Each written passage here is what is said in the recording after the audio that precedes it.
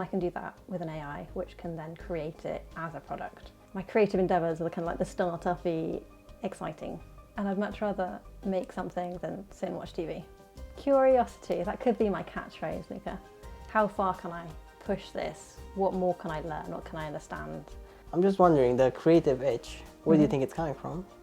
And I guess that's what I'm doing in a way, trying lots of different things, seeing if one takes off or sticks.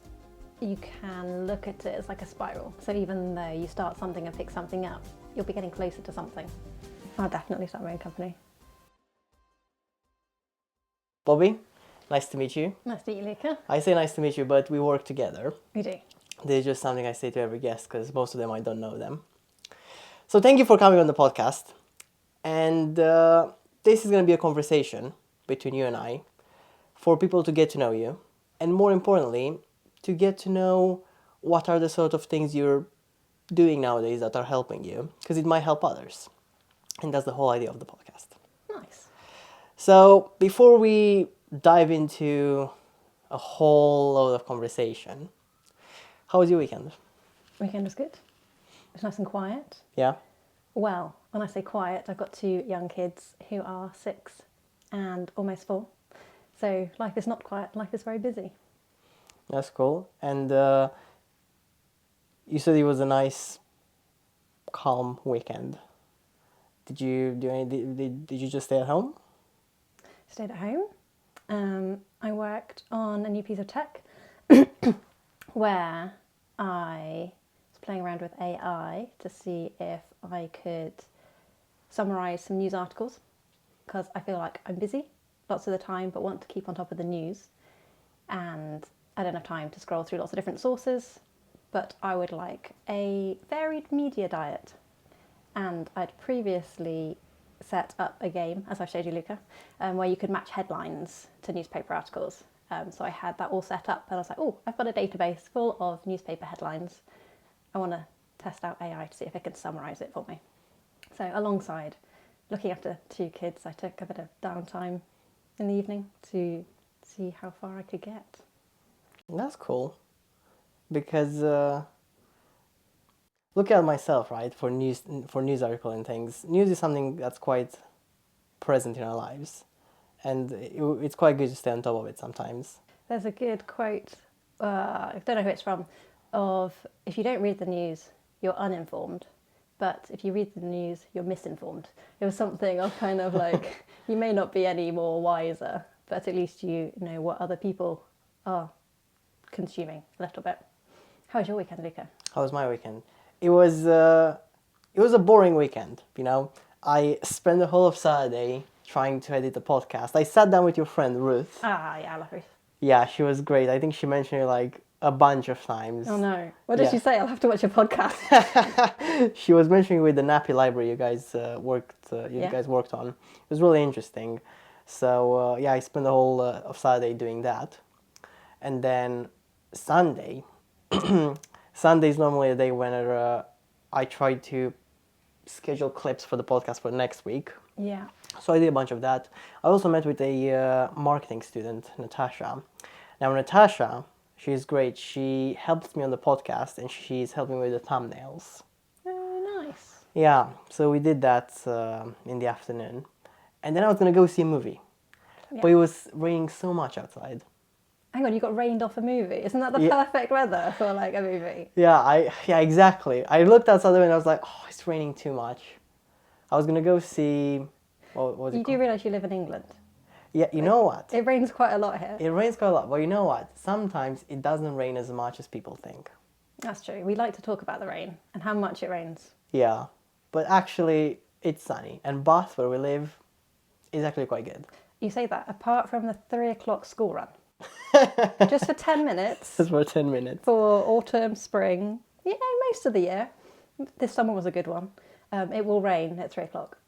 Yeah, I mean, normally I'm in the house at 3 o'clock. So you wouldn't notice it. I wouldn't but notice all it. those parents who are on school runs. And then it stops again at like 3:10 when you don't need to be outside. I can see why you have like this massive coat now. 3 o'clock school run is... It's in need of a mega waterproof. Yeah, I was fed up of being rained on too many times. It's like, right, solving this problem. Yeah. Giant coat. And Yeah. then it never rained at 3 o'clock again. No, it didn't. But like, certainly chilled out a bit. Yeah. What movie were you going to go see? I was gonna go see. Oh, no, it's one of those new ones with like really. It's like really sci-fi. Ah, Tron.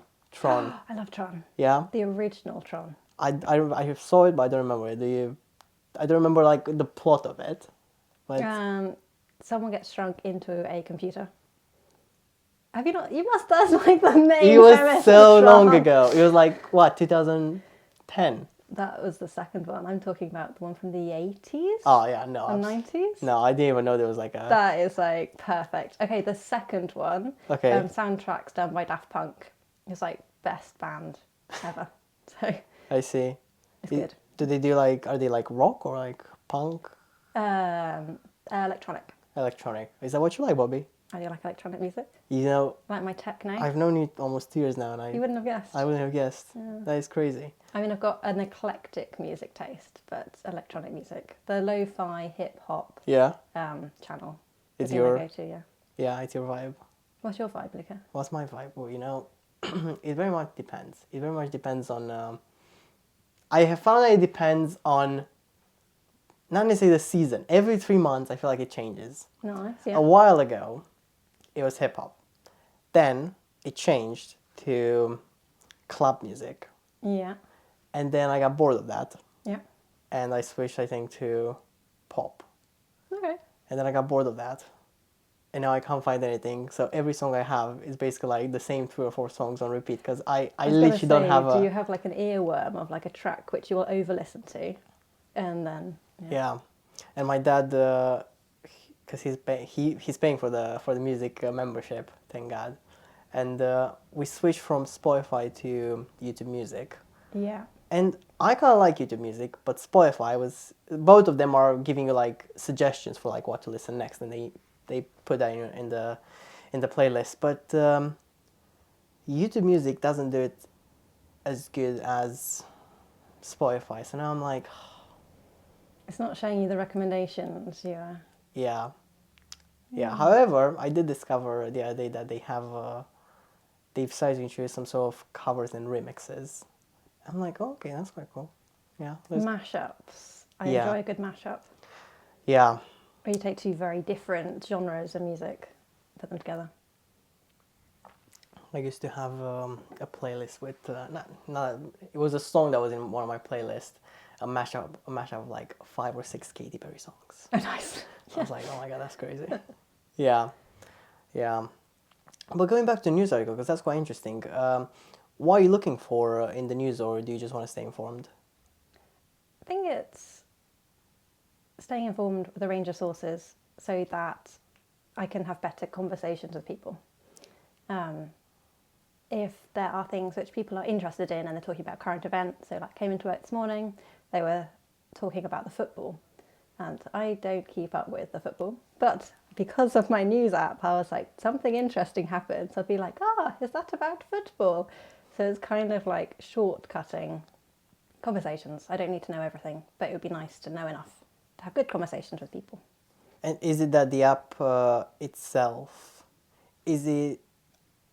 do you have to add those news articles yourself, or are they updated on a daily basis? It's all automatic. Oh, that's cool. So using RSS feeds, so I can do it for personal use. I did look into the legalities of using headlines and RSS feeds more as a commercial thing, but according to, was it ChatGPT or someone I was using, there was some worries about doing it, scaling it up.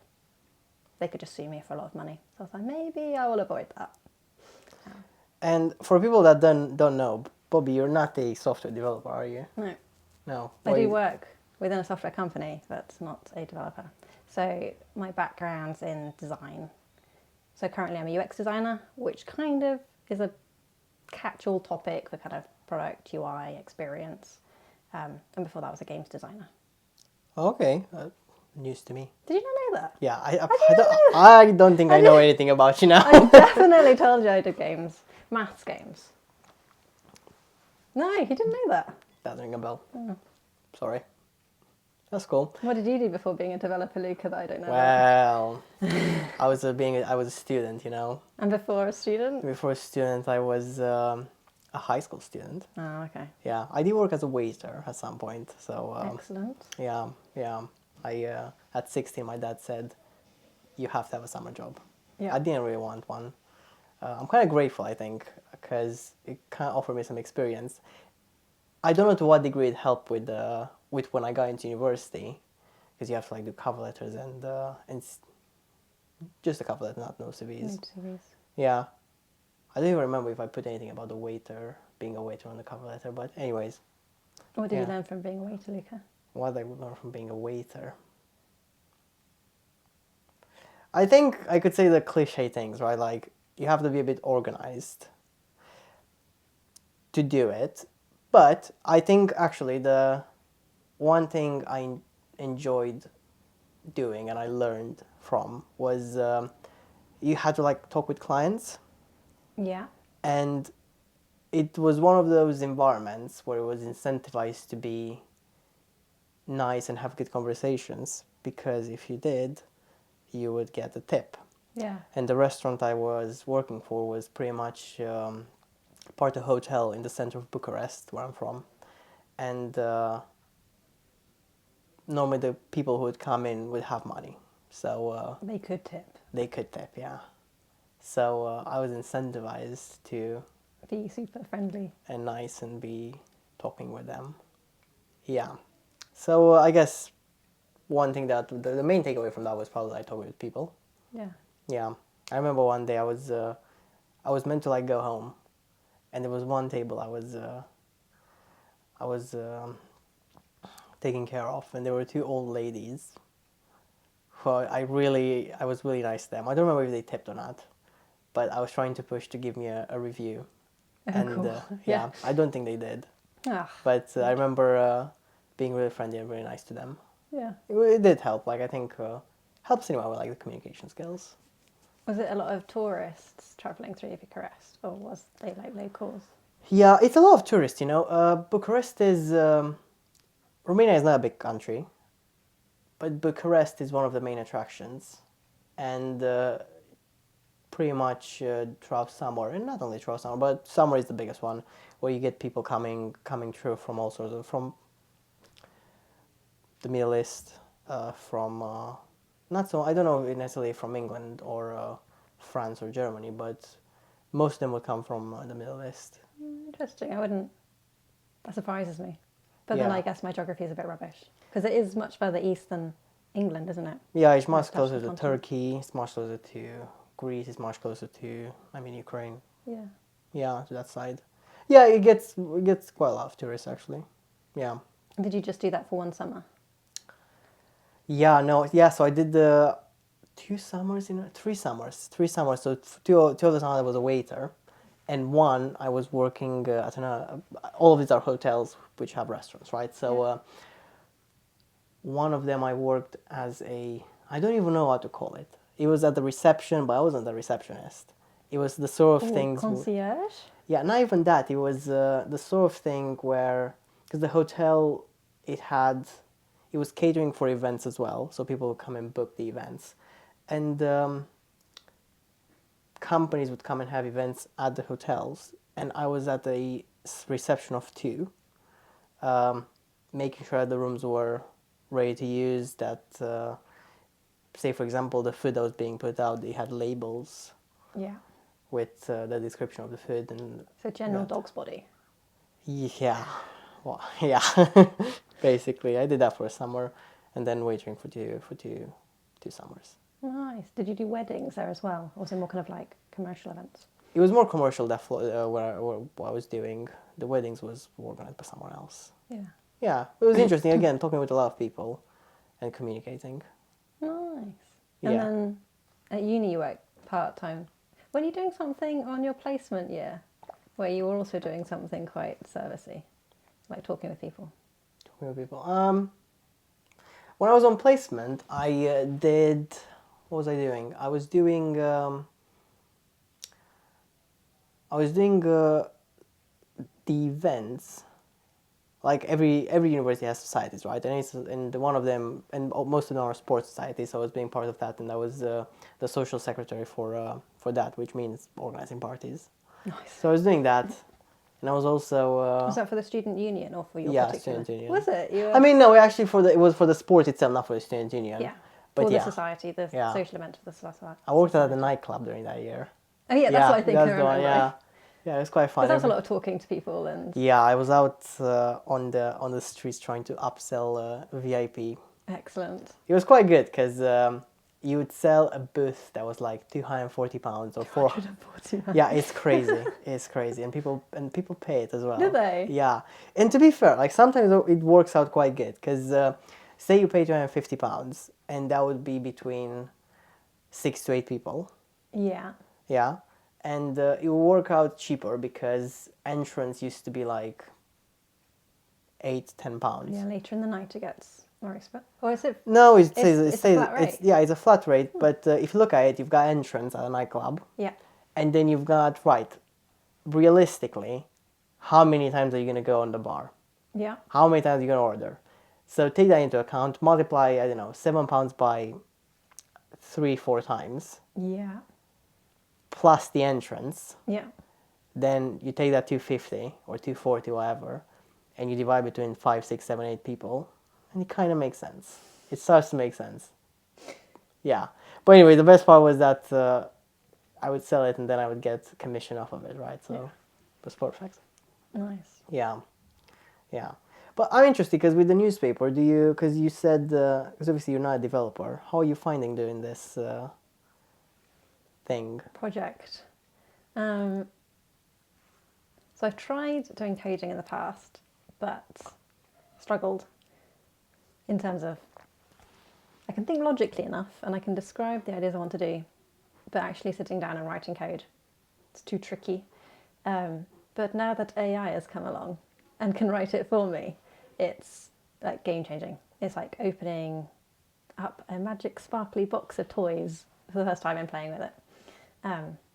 So the creative possibilities are unimaginable. So excited because a lot of what I do in designing is talking through ideas, and I can do that with an AI, which can then create it as a product. Do you think? Obviously, you said you're doing the news article things for yourself to have so that you can have good conversations with people who mention those said articles. Do you want to do anything else with them, or do you see yourself doing it? I'm guessing as a maybe A commercial business. I don't know. I enjoy making. Yeah. And I'd much rather make something than sit and watch TV. And so it's kind of like the fun activity I do. And if anything comes of it, that'd be good. But I've got a lot of side projects where I kind of, enjoy making things. So I've got kind of like the Scatter, the newspaper game. I'm making like an Android app game with my friend called Scatter. I've done quite a few websites now with the vibe coding stuff. So it's just kind of curiosity. That could be my catchphrase, Luca. With making websites and games and things like that, have you found that the prompts you're giving are much better than what they used to be, so that you can create something that actually looks and makes sense?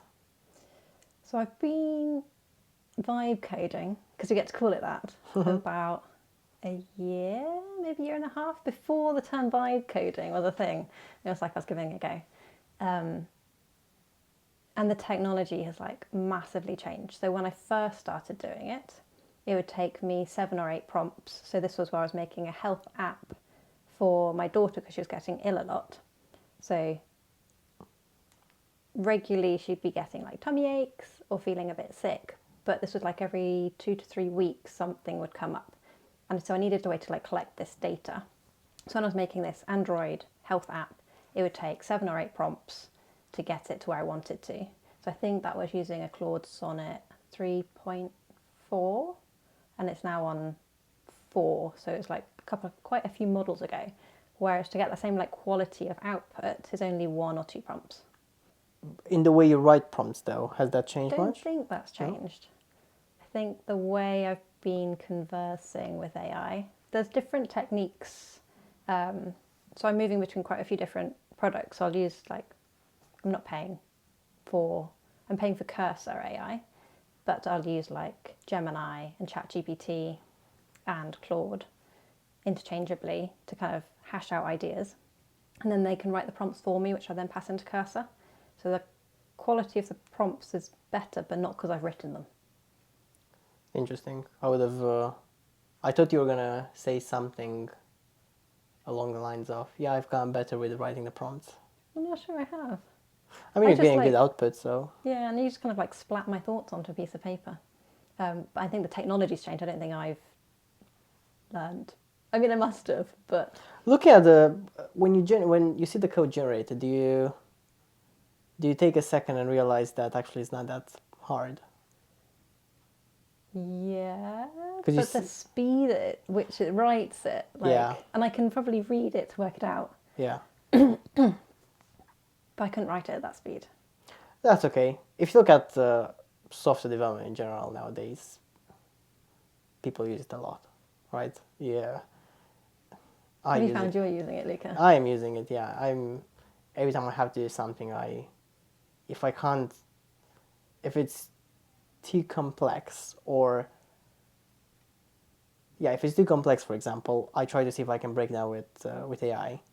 Yeah. Equally, if it's something that's like really easy, I'll Yeah. be like, right, can you probably please do this this? for me? Yeah. It's only when things are a bit more. It's when things are getting trickier, and you have to actually like think in terms of the structure of the code that I'm using it. But apart from that, it's Yeah. yeah. I tried Cursor AI has now got a plan mode. So you've got agent, which writes the code for you. Yeah. Ask, which can check your code base and you can convert with it. And then plan, which I've only just started experimenting with. So for that kind of complexity, where I'm like, I would like to do all of these things, rather than getting an agent to write it straight away, you can ask it to plan for you and have that dialogue to create a better plan. And that's creating much better outputs. Yeah, it's quite useful. I know what you're talking about. Yeah, it's. I used Cursor as well at some point, and it was quite nice to interact with those 3 agents. Looking at you have 2 kids. I do. You've got this job with a company. Is there another reason why you are creating those games or making those news articles for yourself? Is there a reason why you think you're doing this rather than something else? Because you could be gardening, you could be I do garden. painting. I've got an allotment. I do paint. I get canvases out. It's just a rotation of hobbies, maybe. So I've got an allotment. Yeah. So do that with Dad. I do canvas paintings for friends sometimes. I sew to make clothes when I don't want to do something on a screen. My current focus is on a screen, so that's my hyperfixation at the moment. You call it a hyperfixation. Is there? I'm trying to figure out if there's another reason why you're doing it, why you're hyperfixated on it now. Is it because the technology has gone better and it's quite cool to use it? I think it's new and shiny. Yeah. And so it's like, oh, how far can I push this? What more can I learn? What can I understand? Give it a go. The barrier to entry is quite low. And I've got time. Well, now I've got time. It's like, after looking after like tiny babies for a long time, there isn't much time. And now that there is time, it's like, all of these shiny sweets which I can like have a go at. So it's trying to find how best to use that time and scratch that creative itch I have and that desire to create something. Okay. And you've given me a couple of examples of things you're doing. I'm just wondering, the creative itch, where do you think it's coming from? I think that's just me. Yeah? I think that's just, I like making things and always have done. And I can see it in my kids as well because they enjoy crafting and creating and making and writing stories. So I think it's just an innate desire. Do you have a creative itch, Do Luca? I have a creative itch? I don't think so, no. I don't think so. I think depends what you mean by creative, right? If you're creative in terms of I'm gonna take a piece of paper and a pen and try to draw something out, I'm not creative. Creators are much more broad. Like doing podcasts, you're creating something.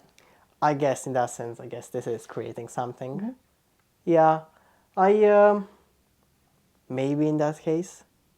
It's a complicated question because I still say it as in order to be creative, you have to like do something creative. That doesn't make any sense. I guess the way I see creative is you're creating something Yeah. and you're learning and trying and being curious.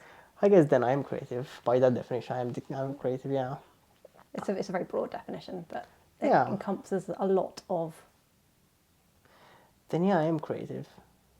And now that I'm saying it out loud, it actually makes sense because I spend so much time with it. It would make sense for if you weren't creative. If I wasn't creative, then I would probably get bored of it. Yeah. Yeah, I am creative. You are creative, Thank Luca. you. I'm glad you. I could definitely see you as creative. Yeah, you know, I always thought to myself, I'm not creative. Actually, I'm You are creative. really creative, Luca. Not many people would start a podcast. That's a very creative endeavour. Thank you. Wow, actually, this is the best thing I've heard today. I'm creative. Okay, that's a good realization. Yeah. Yeah, it always felt like the creative people are those who are doing like arts or like I don't know, movies, theater. Yeah. Yeah. Nice. This is you're creating. Yeah. So I guess where do you think you'll be fixated on next? Oh, good question. I think AI will keep me occupied for a long time, Yeah. particularly at the pace of how it's changing. So there's always something new, which is what I need. And then come spring, there'll be more time for like the allotment, and so I'll be growing stuff. So it's kind of doing things in seasons and making time for those things to happen. Have you ever worked for a startup? The first company I worked for, I've been worked for two, current job and then Manga High. They felt much more like a startup. They were much smaller. Did you like that? Loved it. I would love a startup. I love that small, fast-paced creative. But it doesn't necessarily fit with the stage of life and looking after kids and the stability. So I've got a nice stable job, good family, which Yeah. I spent a lot of time in. So working part-time allows me to focus on what's important, which would be them.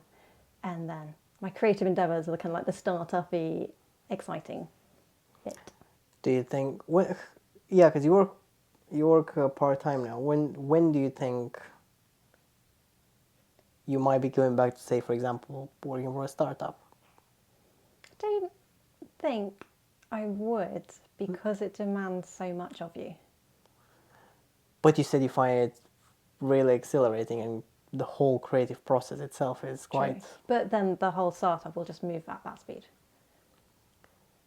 Yes. So everything just gets faster. Do you which not like means that? I love it. I love fast.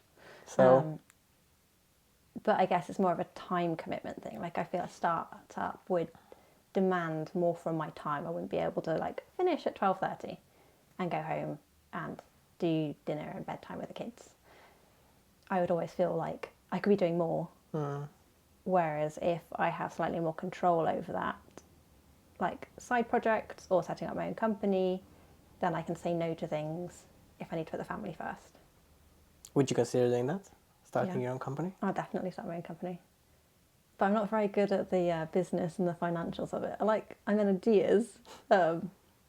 So back at university, our final major project, doing an art degree, I was working with a friend to make a game called Hurry, Hurry, Heal Me, Yeah. which is a local cooperative heal 'em up. So for the Nintendo Switch, Yeah. instead of shooting each other, you've got to heal each other. So this was my friend's idea, and I joined in and did all of the tech for it, and she did all of the art. And at the end of our year together. We took it to some publishers, and they were like, "Yeah, polish this up a bit, and we can fund you, and you can like publish it. Just basically set up your own company, create a game. You're a design studio, done." But we didn't, because we wanted a bit more of a real world experience working with people. Too much risk setting up your own company, and neither of us had that product owner or financial or business kind of mind. We wanted to do all the creative stuff, and if you set up your own company, you have to do all of the boring paperwork. We didn't want to do the boring paperwork, so we didn't do it. Which I think would still be true if I wanted to set up my own company. I still have to do all the boring paperwork, which means there's less time to do the creative stuff. Do you think, I don't know, because I don't have my own company, so I wouldn't be able to tell you, but do you think that might be a misconception? Because, yes, some of it is doing the boring work, but could it be that the boring work is not actually that much in the whole process? Yeah, it could be. And with the fact that you experimented with, because one side of AI is obviously coding, but another side to it is obviously, right, help me fill in this thing, or help me, give me a checklist of what I need to do. Yeah, it would definitely help with that. So I contracted for a bit, and I missed all my tax returns. And I guess that's kind of put me off a bit, because if you miss kind of like a letter through the post, then you can be fined a lot of money, even if you have done all the other checklists. What about getting help? Yeah, that would be the sensible thing to do. I think when I was sitting down with Ruth on Friday or Saturday, she mentioned that the way she approaches things is, oh, I have an idea, or I want to know this. She goes on the internet, searches up the whole thing really fast, and the example she gave was like, oh, we need an accountant for when she bought slug rings. So she went on the internet, googled accountant, went with the first choice, and like, oh, it's gonna work. Done it. Yeah. Nice. It could be something like that. It could be. Yeah. Do you see yourself maybe one day doing it? Yeah, I'd like to do it at some point. I don't know when. It needs a little bit more time, I think. One thing that Ruth said was, if you have a dream, tell everyone, because they will keep you accountable. That's true. Yeah. So my dream, Luca. Go on. Your dream is? My dream. I think it would be running my own design studio with loads of really fun, creative people. Basically, I want to work with my friends doing fun projects. That could be the mission statement, right? No, that is. I want to work on fun things with my friends. But it's probably not very sellable. I think it depends, right? I think it depends. I think when you say sellable, it is very much sellable, because you're selling. If you're talking to me, I could easily be sold on working on cool things with cool people or friends. You've sold me on that, right? You join me, right? Yeah, exactly. There you go. You go on. You're my first person. So then it depends on the things you're on the service you're offering, right? Because that's actually the thing you're selling to get money for. But the mission or the vision, there are two separate things, right? Yeah. One day, Bobbie. One day. That'll be quite I'm exciting. starting small, starting on things like... Yeah. And to be fair, I think I said to you the other day, one of the games you were... the news article one. Yeah. Or even the... No, let's look at let's stay with the news article. You've got Wordle, and you've got like Framed, and you've got like October, and all those games. All it takes is for you to create a game like that, which you have. And you start up, and kind of it goes viral, and... Yeah, and I think one of our Wasim, he was saying you could easily get a couple of people to get on it. It will probably spread by word of mouth. Yeah. And then a year from now, New York Times will come to you hopefully and be like, right, we want to buy the game. Yeah, there you go. That's my first trick. I guess with creative projects or like startups, you'll have 10 ideas, but maybe only one of them will take. So you need to get through that quantity of stuff before one takes off. And I guess that's what I'm doing in a way, trying lots of different things, seeing if one takes off or sticks. Yeah, I can definitely see that. The games you've showed at work, they have definitely gotten better in terms of the concept. Yeah. Yeah, yeah. I like the news article one. If you can make it so that people can match headlines to the articles, which is quite hard. But Yeah, there's a way to find that sweet spot. yeah, Again, with like Wordle, it's 5-letter words. If you look at the number of common words in the English language, it was finding the right sweet spot between number of game levels you can have, so those words, versus how easy it is to guess. And it was something like getting it right 80% of the time within the 5 guesses made it such a satisfying experience. Also, if you had longer words, it would be harder to guess, and shorter words, too easy, or like not enough levels to make a game.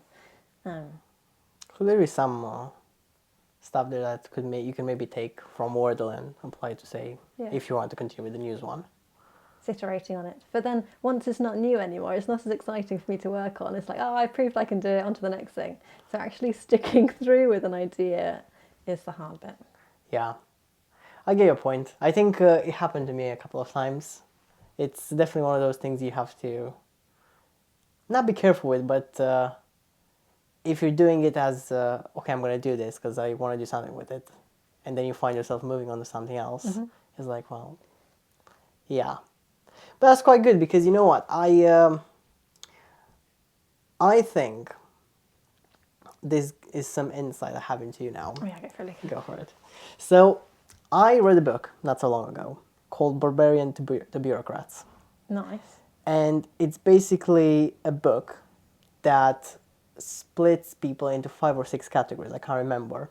The first one is called the prophet. The second one, bureaucrat. The third one, barbarian. And then you've got some other archetypes. But the first one, the prophet. The prophet normally is the type of person who's got loads and loads of ideas. And they are the people who you'd see start a company.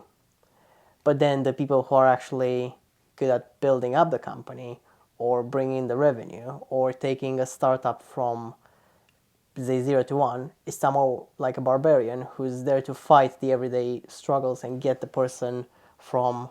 The idea to make sure they complete it. Exactly. Yeah. So to me, it seems like you're very much a prophet and the prophet, the main characteristics of the prophet are the fact that you have got loads of ideas, you're really creative, and you're always coming up with new things. And that's a good thing, because we need more of those, right? But there's no accountability. There's no accountability, but then you have self-awareness, right? If you know you're like that, and you try to have a couple of people around you that are holding you accountable, then that balances it balances you out. And I guess Ruth's point around telling as many people as possible, I find if I'm working with someone else, so like the scatter game I'm working on, so the friend, and normally I'll drop game projects within like 6 weeks, but because I've got someone to work with it on, we've done it for over a year. And again, with the Hurry, Hurry, Heal Me was with Claudia. I've got that accountability, and you can find a person. Yeah. And it makes a big difference. Exactly. And it's crazy. And I only realized that point when she made it. I didn't realize that was true until she said it out loud. And for example, because I mentioned Natasha with the thumbnails, I know I have to do the thumbnails as well because I meet up with her and we both have thumbnails that we create and then we share and then we try to iterate on them. So I'm like, okay, I need to do this by then because Natasha and I are meeting up. She needs me and I need her. Yeah. So yeah, tell people about the project. Or as Lloyd, our favourite person, says, I'll go for it. If you want to travel fast, go alone. If you want to travel far, go together.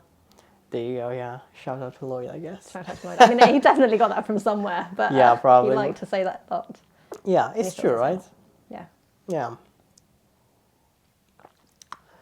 Now, Ruth mentioned when I sat down with her, she mentioned the nappy library. That's now that now kind of died off because COVID and. Okay, it Or- died off for Ruth. Ruth doesn't do anything with a nappy library. Okay. I still keep it ticking over, just a little teeny bit. Okay. But yeah, COVID did change it a lot because we were going into like local community groups, chatting with like peers, and it's very easy to share parenting stuff and show off nappies if you're next to someone. Can't really do that over the phone on a Zoom call. It's not quite the same, but I still get about a nappy hire once every 6 weeks. Okay. So it's still like a couple a year, 10 a year maybe, less than that, 6 to 12 a year. People hiring kits. So it's advertised on the council, and there's a national nappy library network. And for people who don't know, what's a nappy library? Yeah. So cloth nappies Yeah. or reusable nappies was the way people did nappies 100 years ago. Probably less than that. So like my grandparents' generation used cloth nappies, or like my mum, but they just started coming in as disposables. So that was kind of like how people parented those early years. You'd wash your nappies. So you'd have a set of 20 probably. You'd wash them and reuse them. Then disposables came in, much easier to use because you just put them on, throw them in the bin, don't think about it. So you don't have to do that whole like washing cycle. But with cloth nappies, there's a resurgence from like environmental cost and health benefits in that space. But because there's no one to show you how to do it, it's a very hard skill to learn or do by yourself. So having a community of people to show you this is how you put on a cloth nappy, because they fit slightly differently. And also they're very expensive upfront cost. So like a packet of nappies is what, a couple of pounds? Whereas one cloth nappy is like £6 or £7. So you need much less nappies, but they're more expensive. So the barrier to entry is much higher to give it a go. So libraries come along so you can hire the nappies, try them and return them, and then buy your own set later. So you're reducing that barrier to entry. And staying with the creative bit, is that exciting? Yeah, Okay, what's exciting about it? exciting about it. Why did I go into cloth nappies? Because I was bored and there was an opportunity there. And looking at the fact that you said Ruth's no longer looking after it necessarily because she's doing other things. Oh, hang on, there's a good plug. We would like to hand over the cloth nappy library at some point. So if there's anyone who would like to take over a cloth nappy library in Bath, it doesn't take much effort. It's very minimal. Like, okay, got my plug in there, Luca. There you go, that's cool. Yeah. It seems to me that is not as exciting and creative as the games you've been doing. And one of the things you also said was the boring things you don't like are, say, for example, the business side of say a startup because it requires a lot of paperwork maybe. But you, to some degree, you've been doing some of it, right? Because you've been doing it. Do a little bit of it. Yeah. It's very ad hoc though. And Ruth did all the accounting. So she took all the financial things of the cloth nappy library. And are you not doing that now? No, Ruth still does that bit. Oh, she still does that bit, okay. Because it's attached to a bank account and our accountant does it. So don't have to worry about that. And all the accounts were set up when we inherited it. Okay. So it had all that boring setup, paperwork, accountability. Why are you still trying to keep it alive? Why? Yeah. Because people still use it. Mm-hmm. And it's a nice community service. And it will take more effort for me to hand it over than to just keep running it. I see. Who knows? Maybe someone will watch this and Think, yes, we can help. we can help. Yeah. That'll be, That'd be good. yeah. Anything exciting you're looking forward to in the next couple? Because obviously the New Year is coming up. It's true. Yeah. Christmas is always exciting. Mm-hmm. We're at the nice magical stage. Going to do the pantomime in Theatre Royal. What's that? Have you been to a pantomime, Luca? Yeah, I have no idea what it is. Oh, yeah. Do you want to come? Don't want to come. Yeah, it's on my I birthday. don't know, why am I getting myself into? It's great. It's cheesy British humour of it. Okay, how do I explain a pantomime? Gosh. So this year at the Theatre Royal, they have got Peter Pan. You know, the children's story of the boy who never grew up. So you've got all those characters, and there's a lot of audience participation. There is a lot of local jokes. It's very much set at a child level, but with adult humour woven through it. So a lot of subtext. It's a classic British tradition of... Sure. yeah. That is funny. That is funny. Maybe, who knows? You have to see it. Send me a intro, like, or one of those trailers. Yeah. I think it's on the BBC. They have, like, recorded pantomimes before. Mm. But it's the community, local jokes which make it special. That's cool. Obviously, we've talked for a bit now. I'm just curious. One of the reasons I'm doing the podcast is because I'm trying to get to see what sort of things people are doing that they have found useful for themselves. And the reason behind it is because anyone can give value to others. You don't have to be a CEO, you don't have to be a prime minister to do that.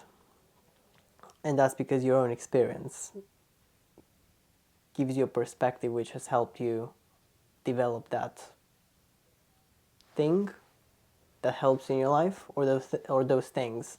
So I'm just wondering, is there anything from the creative side, or is there anything from your life that you think you've learned? For myself, like if you were to give me some advice now, or to your, What would I tell you, Luca? yeah, what would you tell me? Or to even like, I don't know, 20 years old Bobbie. This is very much like an interview question, but It is a very interview question. It is a very much an interview question, but I'm just wondering, is there? Because you're doing a lot of things right now.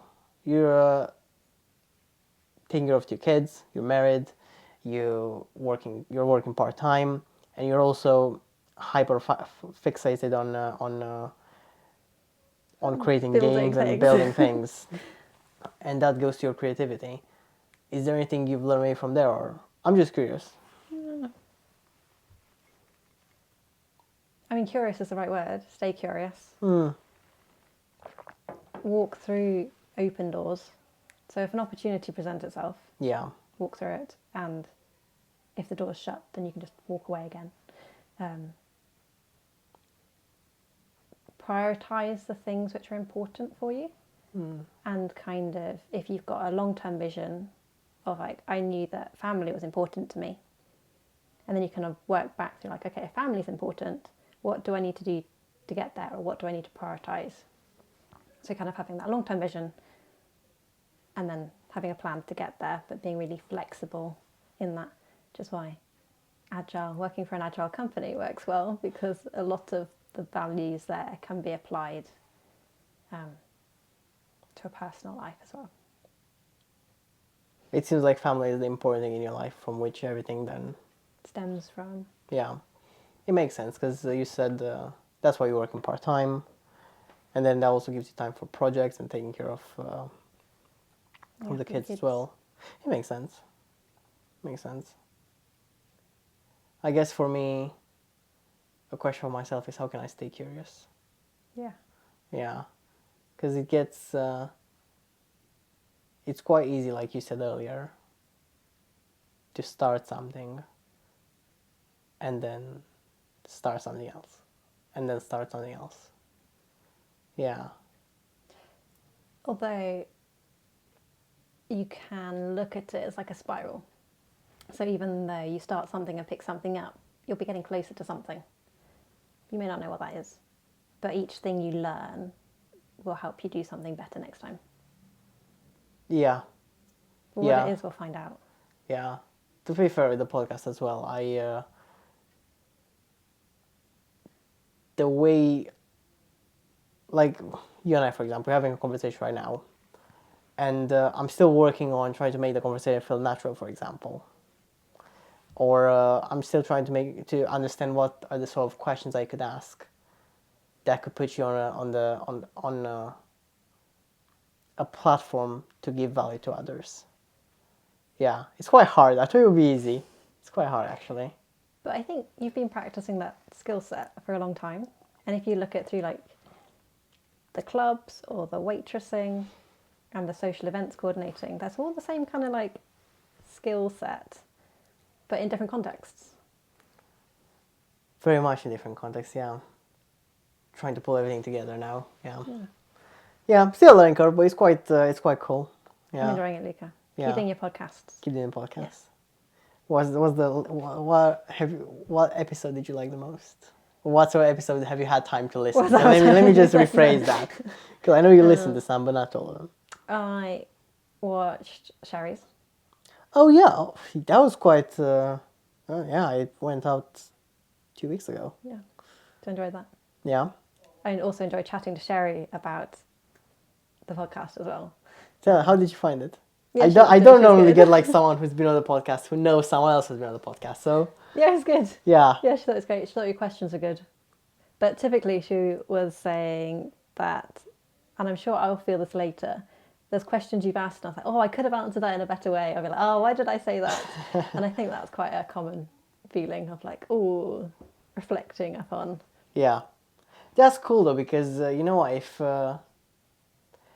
another reason why I'm doing this is because not everyone, like, I would like to be on television, for example. Like, I would love to like have a platform that puts me in front of like millions of people. And this thing does. Not that many people watch it, but that's a different But it could story. do. It could do. And it's a start of something. Yeah, and you realize you've said something that you then think to yourself, I could have said it better. And then you'll remember that next time you say it. Yeah. And you're gonna be like, oh, that sounds perfect. That's what I wanted to say instead. Yeah. Yeah. Someone asked me the other day, are you media trained? And I was like, no. Oh, what's media trained? That's media trained. I think what he was referring to was, you know how you get like, I guess the best example of media trained is if you look at people who work in government and have loads and loads of interviews with reporters and stuff. They are definitely media trained because they can answer a question and Answer it in the way they want to rather than... I was like, no. And I said, I would like to. I wasn't sure if that's what she actually meant. So like, I was like, did I want to say that actually? Like, what was that? Should I do it? Yeah. Yeah. But no, it's quite funny because yeah, it happens sometimes when you say something and then, yeah. It could have been better. Yeah. Where do you get media training from? Do you like courses on it? Yeah, God knows. I don't know. Ask ChatGPT. Ask ChatGPT. Ask ChatGPT. Can you media train me? I probably could. You know what? I was having a chat with ChatGPT for the first time. I was using the voice feature. Oh, I haven't tried the voice feature. Yeah, ChatGPT is very weird in doing it. It sometimes cuts you off out of nowhere. I'm like, well, I was still talking. I was like, oh, Rude. don't It care. hangs up on you. Yeah. And I was talking about, I don't even remember. I was trying to prep for, we did the Innovation Day. Yeah.